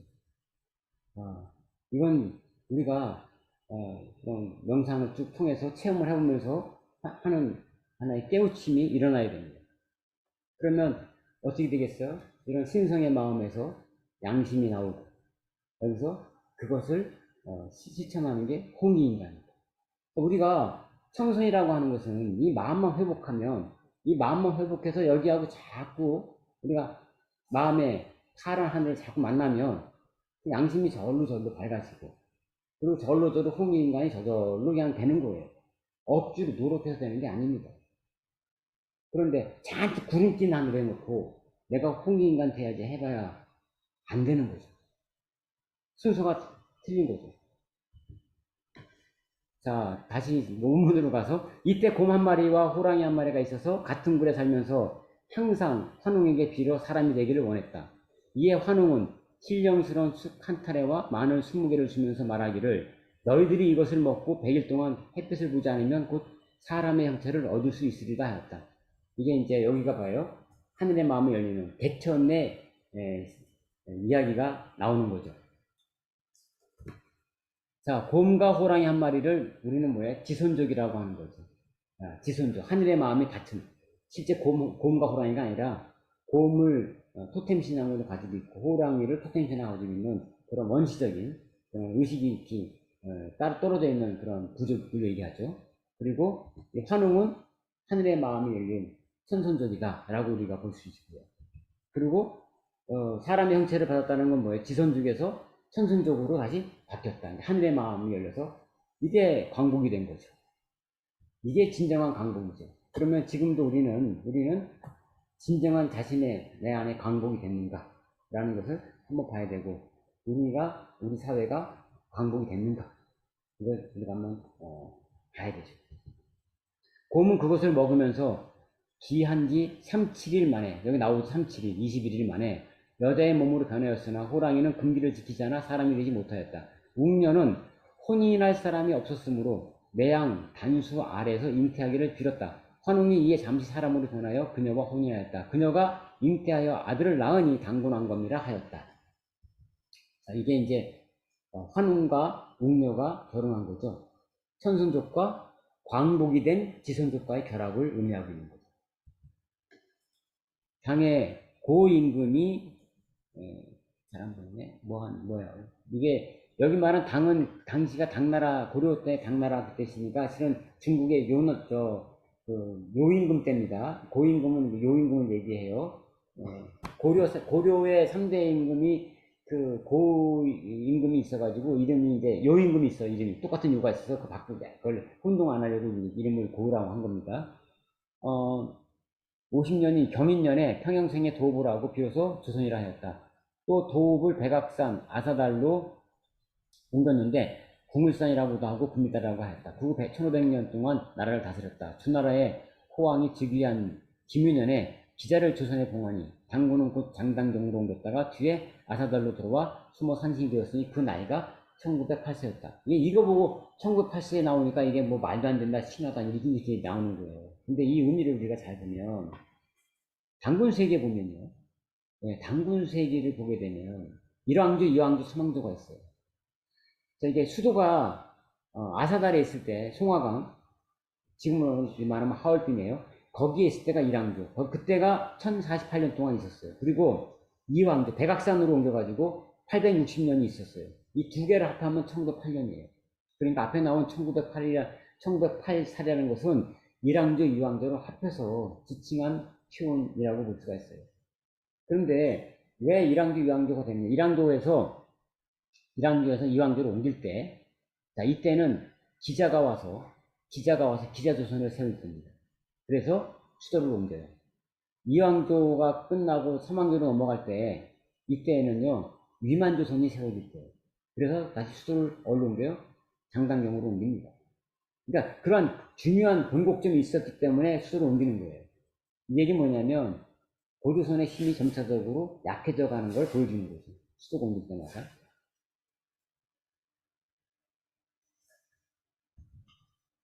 우리가 우리가 사람이 뭐 우리말 속에 혼이 있단 말 하잖아요. 그죠? 혼이 있다. 그런데 우리가 혼이 나가면 어떻게 돼요? 혼이 나가면 우리가 죽죠. 혼이 나가면 우리가 죽어요. 그래서 우리가 혼비백산 그러잖아요. 혼은 하늘로 뜨고 백은 흩어진다. 죽으면 혼비백산한다고 그러잖아요. 그러면 언제 혼이 들어올까? 제가 궁금해서 한번 찾아봤어요. 언제 혼이 들어올까? 제가 동의보감을 찾아보니까 동의보감에 나와 있더라고요. 임신 후 7달에 혼이 들어온 거예요. 물론 그 사람들이 어떻게 이걸 뭐 과학적으로 증명해서 한 건지 어떤지 모르겠지만 어쨌든 선조들은 그렇게 믿었나 봐요. 임신 후 7달에 혼이 들어온다.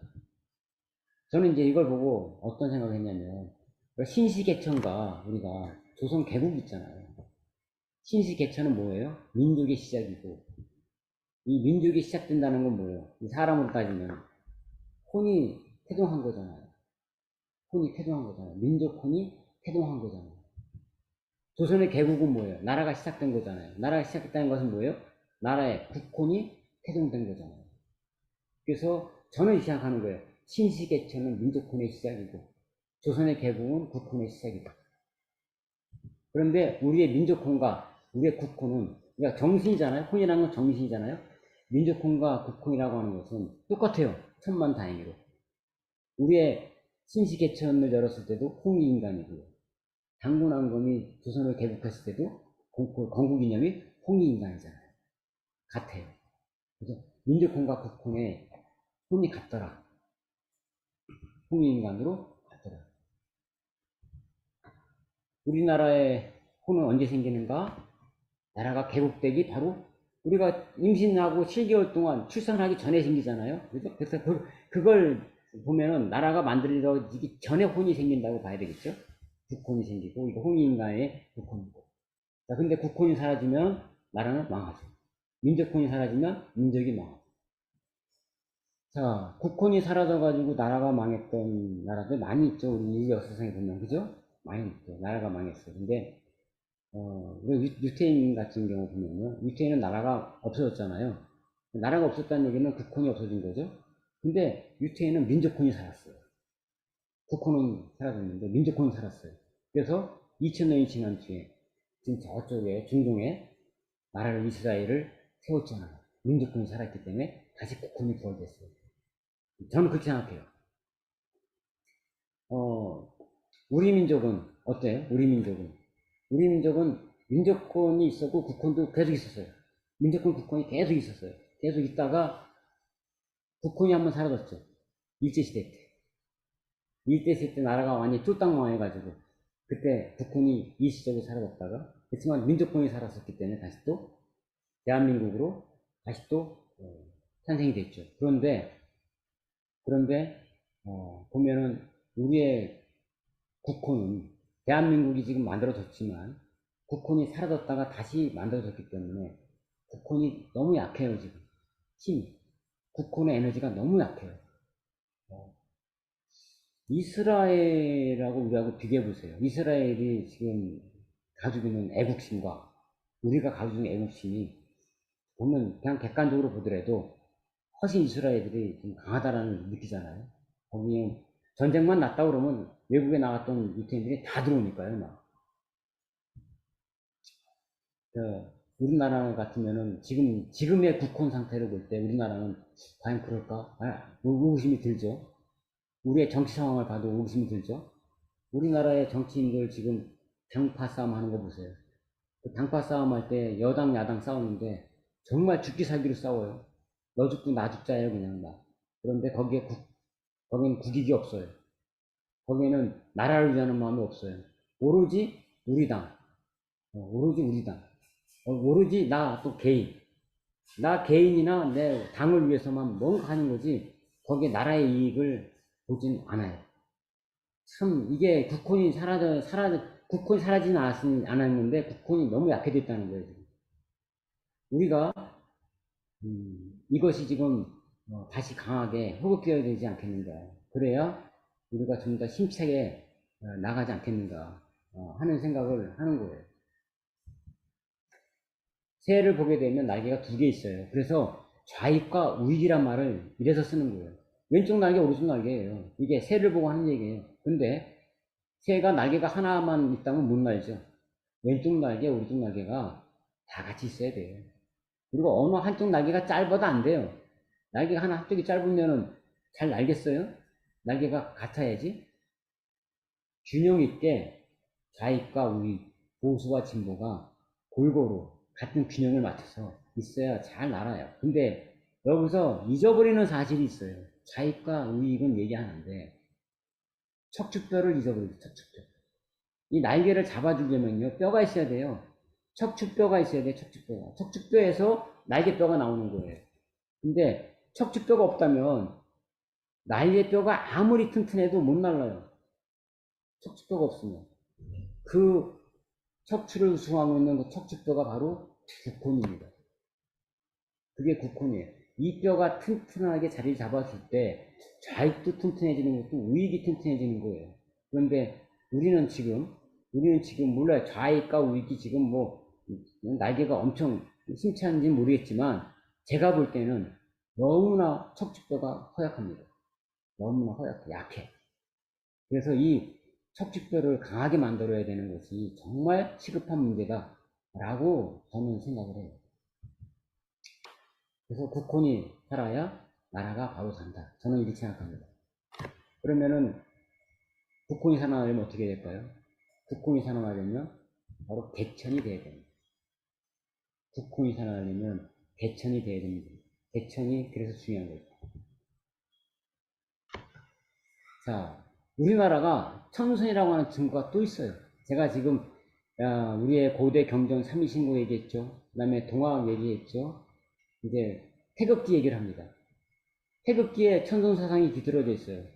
이 태극기의 의미를 우리 국민들이 또 태극기의 의미에 대해서도 몰라요. 대부분 정말 몰라요. 우리 교육이 어떻게 되는지 모르겠어요. 너무. 아니 진짜 뿌리에 대한 것들은 아무도 좀 신경을 쓰고 있지 않으니 참 갑갑해요. 자, 태극기 보게 되면 태극기에 태극 모양이 나오죠. 이 태극의 의미가 삼라만상을 움직이게 하는, 이게 동양에서는 이 태극을 신이 태극이에요. 네. 동양에서는 태극이 하나님입니다.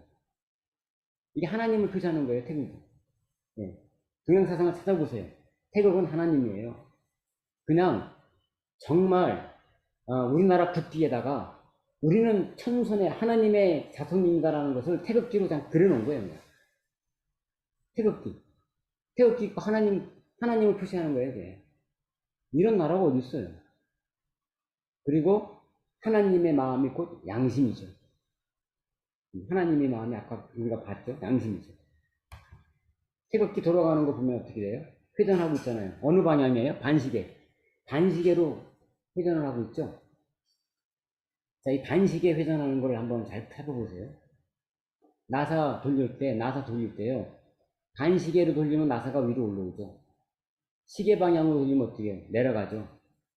반시계로 돌릴 때는 나사가 에너지가 어떻게 발산이 됩니다. 에너지가 발산이 돼요. 그리고 시계 방향은 에너지가 추측이 돼요. 그래서 반시계 방향은 에너지가 발산하는 방향이에요. 우리가 이게 태극의 방향을 볼 때도 그냥 만든 게 아니에요. 왜 하필이면 반시계로 돌게 만들었을까?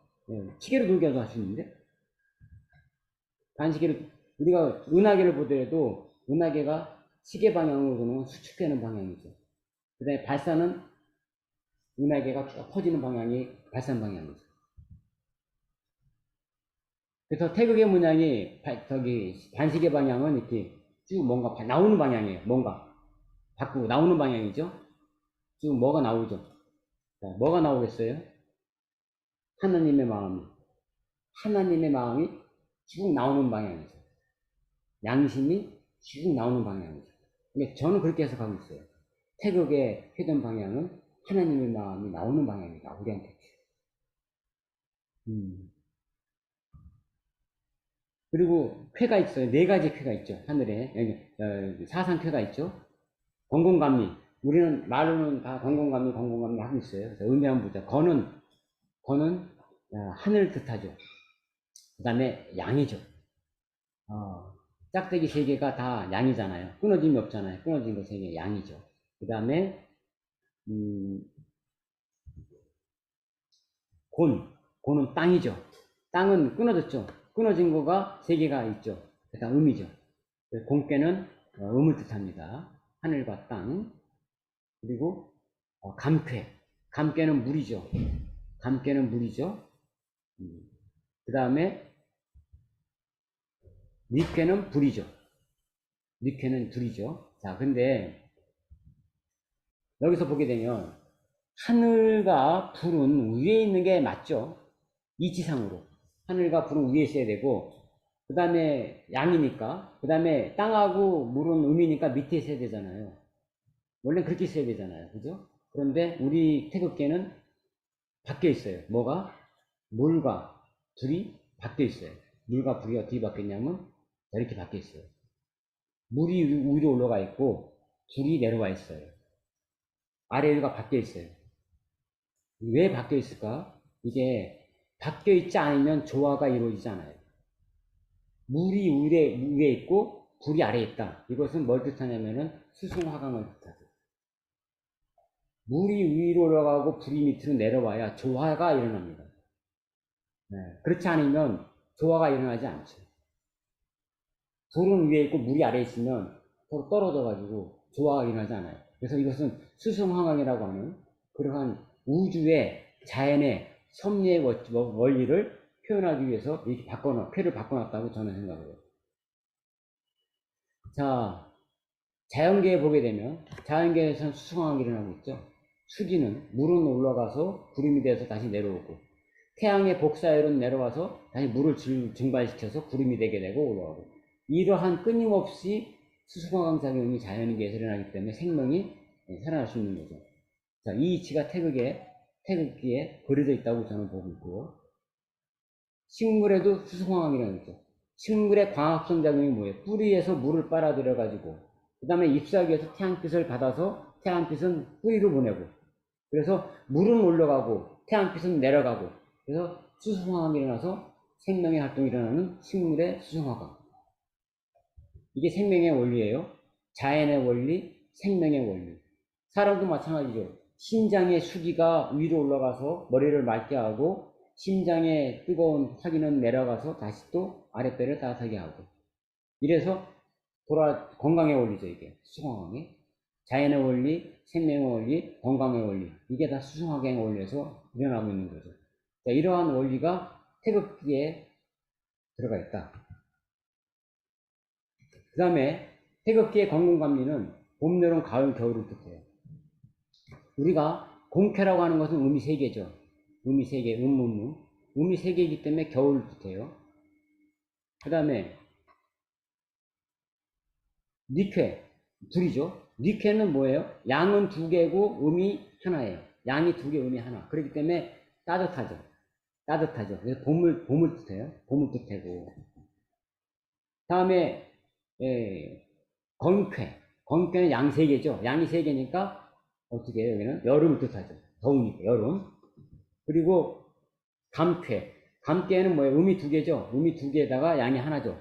서늘한 가을. 봄, 여름, 가을, 겨울이 이 태극기 안에 들어가 있어요. 그리고 이 봄, 여름, 가을, 겨울에는 자연의 순환 원리뿐만 아니라 뭐가 있냐면은 봄의 마음은 뭐가요? 따뜻하죠. 따뜻하게 봄의 마음은 사랑의 마음을 뜻해요. 여름에는 만물이 막 자라잖아요. 만물이 막 자라는데 서로 질서 있게 조화롭게 자라라 해서 여름은 조화의 마음을 뜻하고요. 가을은 서리가 내잖아요. 추상 같은 마음, 정의로운 마음. 추상 같은 정의로운 마음. 그래서 가을의 마음은 정의를 뜻하고, 그 다음에 겨울은 뭐예요? 냉철한, 차갑잖아요. 냉철한 지혜. 그래서 사랑의 마음, 조화의 마음, 정의의 마음, 지혜의 마음, 이 네 가지 마음이 이 쾌 안에는 다시 또 분명 가을가 겹쳐서 그 마음이 조화롭게 돌아와죠. 자, 이러한 마음들이 있는 것이 태극기에 또 의미가 있고요. 그래서 이걸 다 한번 우리가 살펴보면 태극에서 나오는 양심의 마음도 있고, 수승화강의 자연의 원리, 생명 원리, 건강 원리가 있고, 봄, 여름, 가을, 겨울의 사계절의 순환의 원리가 있고, 또 사랑과 조와 정의, 지혜의 마음이 있고, 이런 것들이 전부 다 태극기 안에 포함되어 있다고 볼 수가 있어요. 이런 수승화강과 자연, 생명의 원리, 건강 원리, 이런 것들은 우리의 뭐 공생의 이치하고 부합이 되죠. 그리고 또 사랑과 조와 정의, 지혜의 마음, 이런 것들은 우리의 홍의의 마음, 합해지면 이게 다 홍의의 마음하고 부합이 되죠. 그 다음에 하나님의 마음, 양심, 이러한 마음들이 태극기 안에 쭉 심어져 있다고 저는 봅니다. 김구 선생님이 나의 소원에서 이런 글을 썼죠. 나는 우리나라가 세계에서 가장 아름다운 나라가 되기를 원한다. 나는 우리나라가 남의 것을 모방하는 나라가 되지 말고 이러한 높고 새로운 문화의 근원이 되고 목표가 되고 모범이 되기를 원한다. 그래서 진정한 세계의 평화가 우리나라에서 우리나라로 말미암아서 세계에 실현되기를 원한다. 홍익인간이라는 우리 국조 당군의 이상이 이것이라 믿는다. 최고문화 건설의 사명을 다한 민족은 이러니 폐지하면 모두 서민을 만드는 데 있다. 나는 우리의 힘으로, 특히 교육의 힘으로 반드시 이 일이 이루어질 것을 믿는다. 저는 이 김구 선생님의 이 글이 너무나 가슴에 와닿아요. 그리고 저는 이 태극기를 보면서도 저는 김구 선생님이 떠올라요. 이 태극기 안에 있는 이 공생, 양심, 홍익의 이런 마음으로 온 국민이 한 마음이 되면, 이 마음을 가지고 우리 국민이 하나가 되면 김구 선생님이 원하는, 김구 선생님이 1948년 3월 1일에 휴호를 하나 썼어요. 그 휴호가 우리나라가 이런 나라가 되면 좋겠다. 양심 건국이라고 하는 휴호를 썼어요. 김구 선생님이 원하던 이 양심 건국이 이루어질 것 같다. 그리고 김구 선생님이 원하는 성인이 되는 우리나라가 될 것 같다. 그래서 세계에서 가장 아름다운 나라가 될 것 같다. 라는 그런 희망이 저는 가져요. 우리가 태극기를 보면서 이러한 마음을 먹는다면 온 국민이 하나가 되지 않겠습니까? 이러한 것을 알려준다면 태극기 볼 때마다 저게 하나님이군, 저게 하나님의 마음이군, 저게 홍익의 마음이군, 저게 우리의 동생의 마음이군, 이런 마음들이 떠올려진다면 훨씬 더 좋은 나라가 되지 않겠어요? 그런데 우리가 태극기에 이러한 심오한 이치가 분명히 있음에도 불구하고 이러한 이치들을 알려주지를 않죠. 왜? 모르니까. 그런데 모르면 알려고 해야 되는데 모르는데도 알려고 하지도 않아요. 너무나 갑갑해요. 이것이 저는 국혼이 약해져 있기 때문이라고 보는 겁니다. 우리가 국혼이 강해져 있다면 모르면 알려고 할 겁니다. 그러면 알려고만 마음 먹으면 이런 것들은 알아낼 수가 있어요. 왜? 다 이런 거 만들 때 이런 이치를 알아먹으라고 흔적을 남겨놓은 자료들이 있기 때문에 그래요. 저도 이러한 자료들이 있기 때문에 그런 흔적을 찾아서 이런 해석을 제가 할 수 있었던 거죠. 저는 단지 관심이 좀 더 있었을 뿐이에요. 누구나 관심만 가지면 다 알아낼 수 있는 일이죠. 지금 인터넷 시대고 모든 정보가 다 열려있는 시대예요. 마음만 먹으면 다 알 수 있는 시대예요. 그래서 저는 우리 선생님들이 아이들한테 이러한 마음들을 좀 알려주고 우리의 정신을 좀 알려주고 우리의 뿌리 정신이 이렇게 훌륭하고 위대한 정신이 있고 앞으로 시대는 명성이 키워드가 되는 시대가 오는데 우리의 민족은 거기에 정말 그런 훌륭한 그런 자산이 있다 하는 것을 알려주고 그러면 정말 좋은 나라가 되지 않을까. 그리고 우리가 그걸 위해 가지고 또 우리가 하고 있는 활동이 있죠. 100만 대국민 화합을 위한 희망의 태극기 손두장 만들기 행사를 지난 작년 부터 우리가 이거를 하고 있는데, 국학원에서 주관에 대해서 하면서 국학원이라는 단체에서 하고 있는데, 너무나 이걸 하고 난 학생들이, 이걸 하고 나면요, 학생들은요, 그냥 마음에 국혼이 딱 생겨요. 그런, 막 뭔가 자랑스럽고 뿌듯하고 막 그런데, 그래서 학교에서 우리가 선생님들이 아이들한테 말로 하는 것보다 이런 체험을 통해서, 이런 정신을 느끼게끔 해주는 그런 것들이 정말 중요하지 않을까. 그런 생각을 해봅니다. 그리고 제가 영상을 하나 만들겠는데, 한번 여기에 관련된 영상을 잠깐 보죠.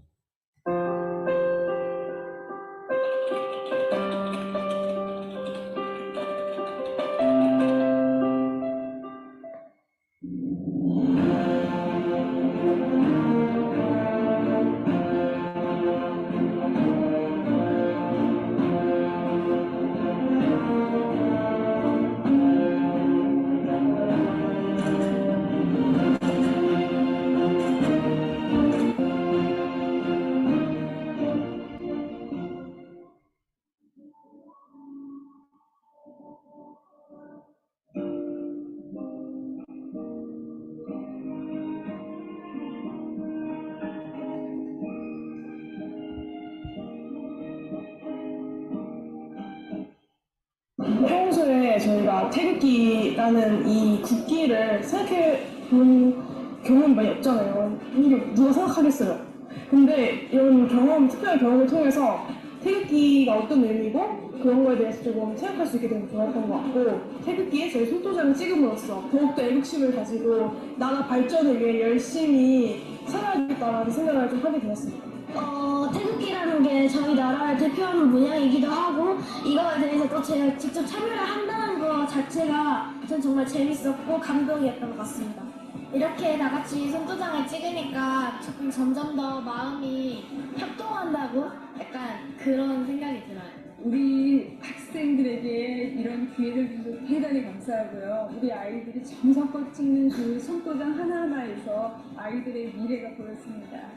처음에 저도 이렇게 멋진 행사인지는 몰랐었거든요. 그런데 막상 와서 아이들이 직접 이름을 쓰고 자기의 손도장을 찍고 하는 모습을 보면서 다른 학교에도 자꾸 추천해주고 싶은 그런 행사인 것 같습니다.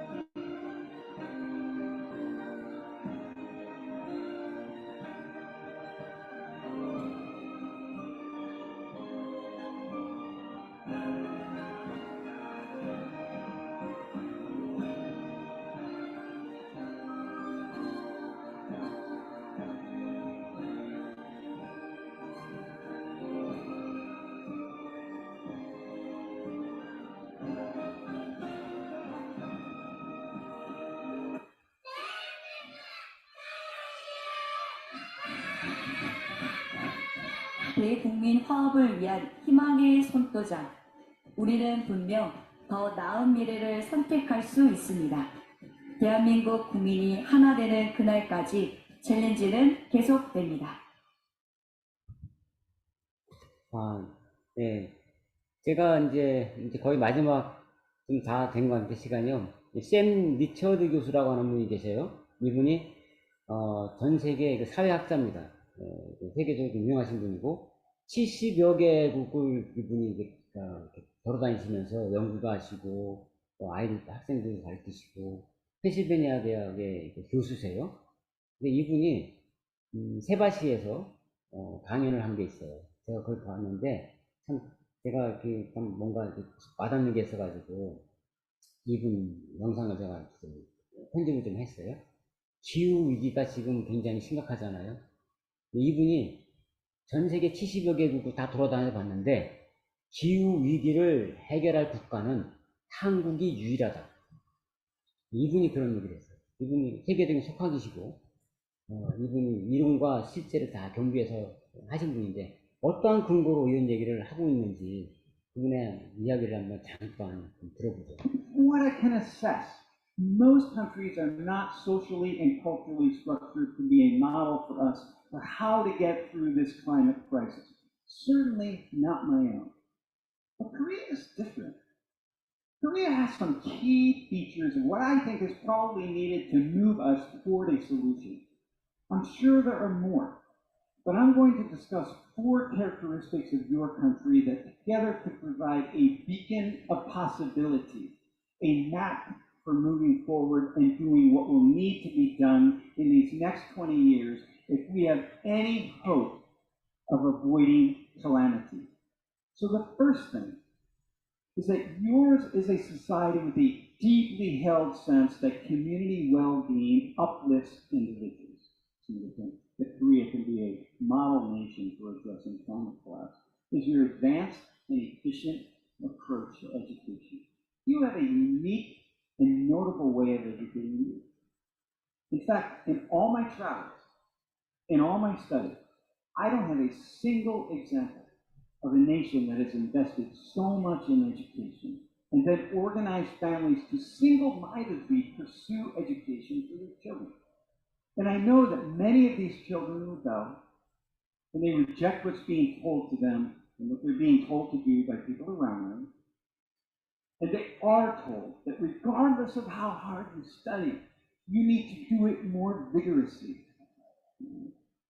But a surprisingly high percentage of Korean youth follow the path of hard work. And this doesn't just happen around the world, except in small segments of populations in different nations. Your education system is not only efficient, but it's rooted in positivist principles with a strong foundation in science, technology, engineering, and math. And this is exactly what we need to continue to do to excavate solutions to climate collapse, which is to motivate legions of young people to work extraordinarily hard, sacrifice, and be stressed is an essential ingredient to the climate solution, given the gravity of the issue that humanity is facing. So the third ingredient for addressing climate collapse is for people to be willing to follow rules that benefit the collectivity, even when they don't fully trust the people who are making those rules. And Koreans are very good at this. You may not think so, but I'd suggest that you look at other cultures around the world and you see how the rest of us are doing. For my argument, following rules matters because addressing climate collapse is going to require taking away a great number of individual rights and opportunities. Fourth and final reason that I'm hopeful that Korea can be a beacon for other nations is because we already have the cultural talent, the soft power. So Korea is uniquely positioned to be a vision of possibility for people around the world who want to work together to devise solutions to this crisis, working both within their communities and across nations. People don't trust U.S. ambition, nor do they trust the other current superpower, which would be China. But no other nation has the clout that Korea has at this point in history. 제가 샘 지터비 교수가 얘기한 4가지를 쭉 보면서 제가 한번 이 안에 쭉 흐르고 있는 게 뭔가 공동체 중심의 사회라고 그랬고, 효율적인 교육의 시스템, 공익을 위한 규칙 준수, 세계적인 소프트 파워. 이 세계적인 소프트 파워라는 게 한류 문화를 얘기하죠. 그런데 이 안에서 보면은 공동체 중심, 공익을 위한 준수, 전부 다 우리의 홍익의 정신에 바탕을 둔 우리의 기본적인 기본값, 우리가 아주 잠재적인 다른 나라보다 훨씬 더 그것이 잘 되어 있다. 기본 소양이 잘 되어 있다. 그런 거고, 효율적인 교육 시스템에서도 얘기하는 거 잘 들어보면은 어떤 젊은이들이 어렵고 힘들고 스트레스 같은 거 잘 참고 잘 견딘다, 뭐 이런 것들이에요. 그러니까 그런 부분에서 인내력이 좋고 이런 부분들, 교육열이 좋고 플러스 뭐 이공계에 관련된 시스템이 좋다 이렇게 얘기해요. 한류 소프트 파워된 한류 이용어에 대한 지금 우리 한류가 쭉 퍼져나가는 그 배경의 정서에는 우리가 가지고 있는 따뜻한 정의 문화라든지 그러한 또 공공적인 마인드에 대한 거라든지 이 네 가지의 기조에서 쭉 깔려 있는 게 제가 볼 때는 홍익의 DNA가 쭉 깔려 있는 것이 드러난 그 현상을 보고 말하는 거다라는 느낌을 좀 받았어요. 그래서 우리가 이분이 어떤 걸 가지고 이렇게 얘기하느냐 했을 때 한마디로 얘기하면 우리가 가지고 있는 이 홍익의 인자가 다른 나라들보다 다른 민족보다 훨씬 더 많이 함양돼 있더라. 그래서 가능성이 높더라 이 얘기예요. 근데 이건 다른 얘기를 하게 되면 이거 한마디로 얘기해서 우리가 천손의 민족이기 때문에 결국 그 천손 사상에서 홍익 DNA가 오는 거고 다 그것이 영성이고 신성이고 그러한 거하고 다 연관되어져 있는 그것이 우리가 가지고 있는 자산이죠. 그리고 앞으로 지금 인류가 굉장히 어려운 지금 상황에 지금 오고 있지 않습니까? 지구 이상 기온, 온난화 현상, 이런 문제로 일어나고 있고, 전쟁도 빈번하게 일어나고 있고, 거기에 또 인공지능의 발달로 인해 가지고, 이게, 인간의 역할을 잘 못하게 되면, 인공지능이 악용이 되면, 또 굉장히 안 좋은, 인류의, 해가 되는 그런 방향으로도 갈 수 있는 게 있고, 너무나 굉장히 그렇게 위험한 그러한, 일들이 많이 있죠. 결국 그 한마디로 그것을 다 해결할 수 있는 것은 뭐냐면 인간의 의식이 높아져야 되는 거죠. 인간의 영성이 회복되어야 되는 거죠. 인간의 신성이 회복되어야 되는 거죠. 이 부분이 되어지면 인공지능도 전부 다 인간들을 위해서 잘 만들어질 것이고 자연재해나 이런 부분들이 어려움이 생겼다 하더라도 우리가 자연재해가 오고 온난화 때문에 지구 환경이 어려워진 거 단번에 막지 못하죠. 하지만 그러한 일이 벌어진다 하더라도 서로가 배려하는 마음, 존중하는 마음이 있으면 그런 일이 터져서도 전쟁은 안 일어날 거예요. 근데 지금 같으면은 어느 한 곳에 재난이 와서 만약에 기후변화가 와서 농작물이 안 됐다. 그래서 식량 위기가 왔다. 그러면 전쟁 날 겁니다. 힘센 사람들이 가서 뺏고 이런 일이 벌어질 수가 있어요. 하지만 이 의식들이 전부 다 좀 더 영성이 회복되어진다면 서로 돕자. 우리 보면요, 우리나라 같은 경우는 어디 이웃이 좀 어려움이 당하면 서로 막 돕잖아요. 그냥 태안반도에서 막 그런 바닷물 같은 거 이렇게 해석했듯이 그냥 조금씩 이렇게 돕자 하면은 어려움을 극복해 나갈 수 있는데 내 거 챙기겠다 하면은 다 망하는 거죠. 지금 인류는 어차피 어려운 상황이 올 수밖에 없습니다. 지금의 이 지구 환경으로 볼 때는 어려운 상황은 필연적으로 올 수밖에 없는데 그럴 때 인류가 모두 다 같이 공존할 수 있는 길은 서로가 존중하고 배려하고 서로가 이렇게 하는 그러한 마음을 가질 때 이걸 이겨낼 수가 있죠. 그럴 때에 이 샘 니트드 교수가 봤을 때 가장 거기에 대해서 제가 70개국을 돌아다니면서 아무리 그 민족을 봤는데 정말 가능성이 있는 나라는 한국밖에 없더라. 이 얘기를 한 거예요. 이분은 자기가 보고 한 얘기니까요. 우리가 그런 거에 대해서도 좀 긍지를 갖고 긍지만 가질게 되는 게 아니라 우리 스스로가 회복을 해야죠. 진정한 우리의 마음에 광복을 해서 진정한 천손이 돼서 그래서 우리가 우리나라뿐만 아니라 이 인류에게도 도움이 되는 그러한 민족이 되었으면 하는 마음입니다.